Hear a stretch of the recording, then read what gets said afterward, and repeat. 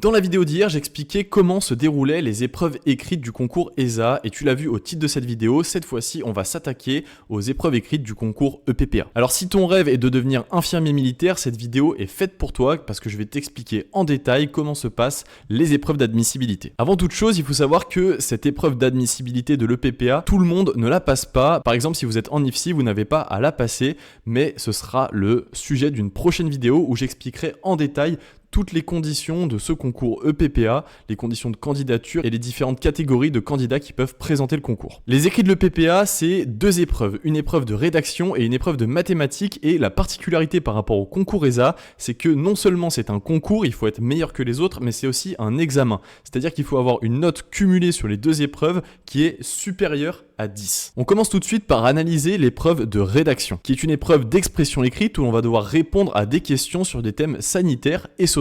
Elle dure 2 heures, elle est coefficient 5, c'est-à-dire que sur les 180 points de l'épreuve d'admissibilité, elle représente 100 points. Les différents sujets des précédentes années, c'était l'IA en 2024, la fragilité du système de santé en 2023, ou encore les réseaux sociaux et le doom scrolling en 2022. En général, l'épreuve comporte 3 questions qu'il faudra développer sur un certain nombre de lignes et ce sera précisé ça selon la question. Ça peut aller de 2 lignes jusqu'à même 15 lignes pour les réponses les plus longues. C'est pourquoi on a listé dans l'accompagnement que je propose tous les thèmes sanitaires et sociaux qui peuvent potentiellement tomber lors de cette épreuve de rédaction. Pourquoi ? Parce que même si on ne peut pas prédire l'avenir et prévoir le sujet qui va tomber, si vous vous êtes déjà entraîné maintes et maintes fois sur une thématique, lorsqu'un texte retombera sur la même thématique, et vous serez beaucoup plus à l'aise et ça vous permettra d'être bien meilleur que les autres candidats. Si tu veux mettre toutes les chances de ton côté en rejoignant notre accompagnement, tu as juste à cliquer sur le lien en description et prendre un appel avec moi. On discutera ensemble pour te créer un plan de révision personnalisé pour que tu réussisses à coup sûr ton admission à l'EPPA. Et là, je te parle pas d'une prépa classique, on s'adapte vraiment à ton profil, tes disponibilités, tes forces et tes faiblesses. Bref, on passe à l'épreuve de mathématiques qui est la deuxième épreuve de cet examen d'admissibilité de l'EPPA.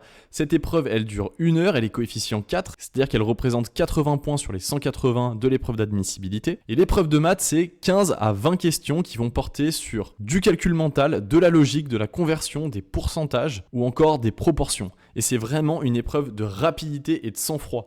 Vous avez 1 heure, s'il y a 20 questions, ça fait 3 minutes par question. Donc même si les questions paraissent simples, il faut aller vite, ne pas se tromper et surtout ne pas perdre sa concentration. Donc je vous recommande de vous entraîner un maximum, mais de ne pas vous entraîner directement sur les annales, plus le faire à l'approche du concours dans les derniers instants.